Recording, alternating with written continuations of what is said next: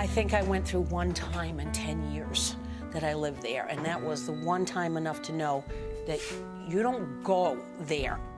And there were certain areas down there that I didn't go. I really never went to the cellar by myself, very rarely. Mom would say, you know, we're cooking, go down to the cellar and get me potatoes. And I'm like, no. Hey guys, today we are talking all about The Conjuring and the true story that is behind it. So if you're like me, you love The Conjuring and probably think it's one of the scariest movies that you've ever seen. So let's just get into the background. Roger and Carolyn Perron moved to Rhode Island with their 5 children, and they bought this really big farmhouse. And this farmhouse was built in 1736, so quite a long time ago. And it was perfect. It sat on 200 acres, and the kids and the family loved it. However, soon after moving in, they started to realize that there was definitely some spirit activity.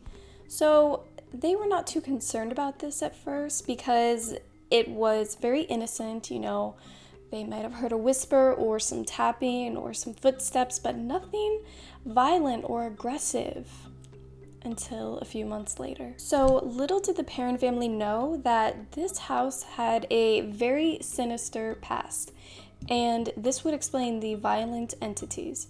So after a couple of months, they started noticing a shift in the activity.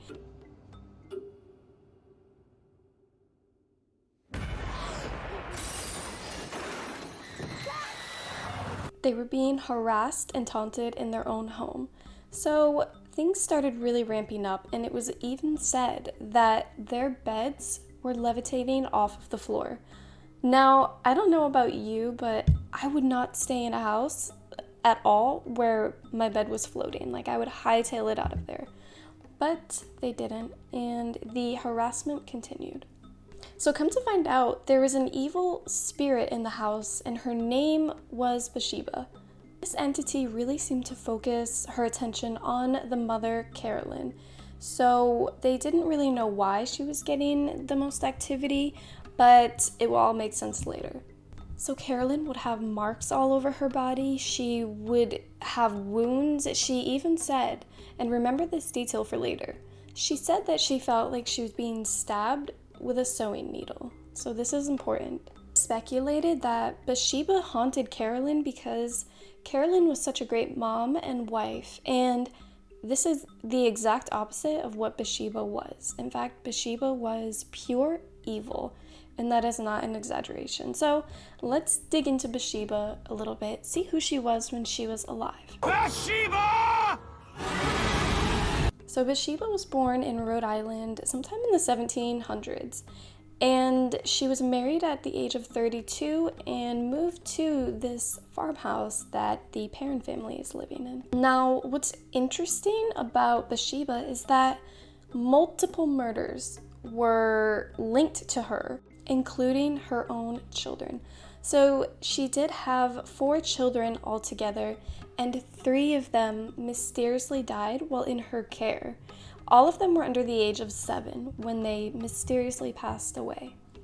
Not only that, Bathsheba was linked to the death of her neighbor's infant son. Also, the son was in the care of Bathsheba, and he mysteriously died, so that's 4 deaths of children. So this is when people started to suspect her, and they thought that she was sacrificing these children, and they thought she was evil and that she was a witch, and they really wanted to get rid of her. They really wanted her to go to jail where she belonged.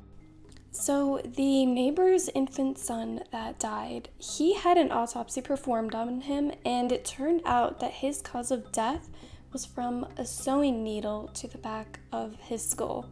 Now, if you remember, I mentioned this, that Carolyn said she felt like she was being stabbed with a sewing needle. So it's all linked together. All of this ties back to Bathsheba being the one who was harming Carolyn and the children. So eventually Bathsheba was arrested, as she should have been, but eventually they had to let her go because of a lack of evidence. Now, this is the 1700s, so it's way before DNA and forensics and cell phones, so If you didn't have, witnesses or hardcore evidence, it was really hard to find someone guilty. But she did get away with murder, according to the townspeople. And they were afraid of her. They thought she was evil and a witch and that she was sacrificing children, which it seems like she very much was. And people really avoided her. They didn't like to speak with her, and they were scared of her, as they should have been. And not only that, but Bathsheba and her husband had hired helpers to work on their farm, and there were multiple witnesses which said that she would mistreat them all the time. She would beat them, she would degrade them, and she would starve them as well. And these were her employees, like she didn't starve them to the point of death, but definitely to the point of abuse.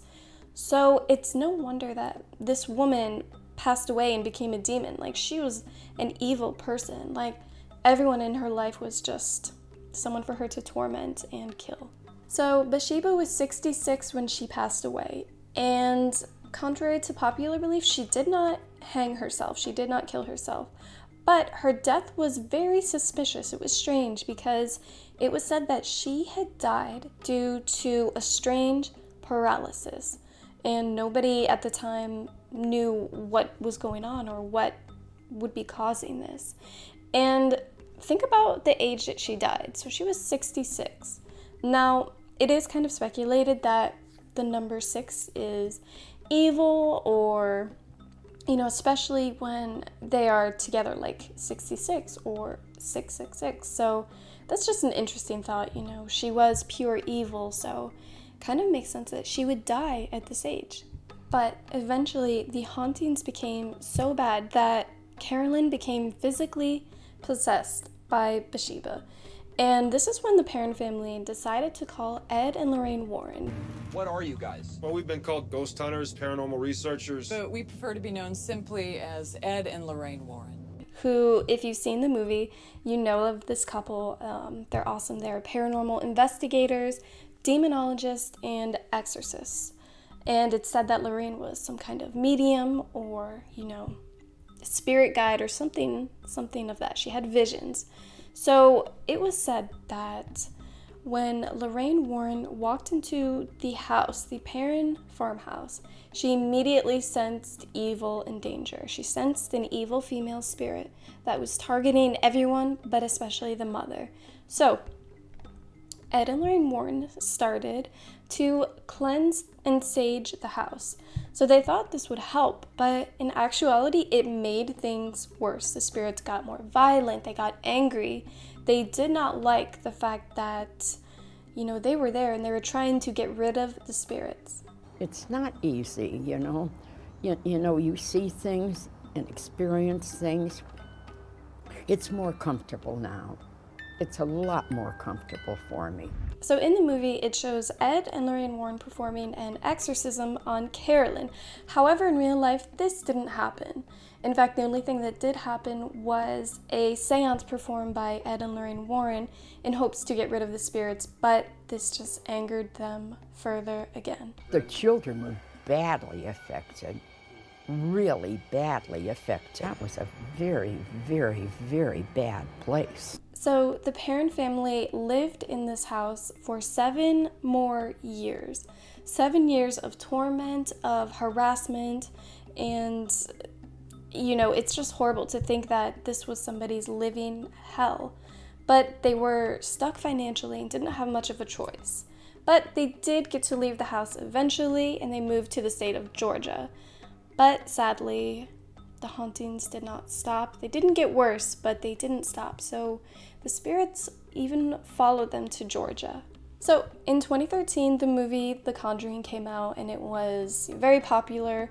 And what makes this very interesting is that Lorraine Warren was on the set of The Conjuring in order to make the movie more precise and more accurate to how things really went in real life. And this is terrifying. This scares me even more because to think that the movie and the events that happened in the movie were basically spot on, that is terrifying, and I don't wish that to happen on anybody. The Perron house was a very, very old house. Very, very old house. Now, certain families can move into these houses where phenomena has taken place, but it doesn't affect them. Other families can move in and hell breaks loose. Do you realize when things happen, there's laws of attraction, and that family could move out. Another family could move in. Nothing happens.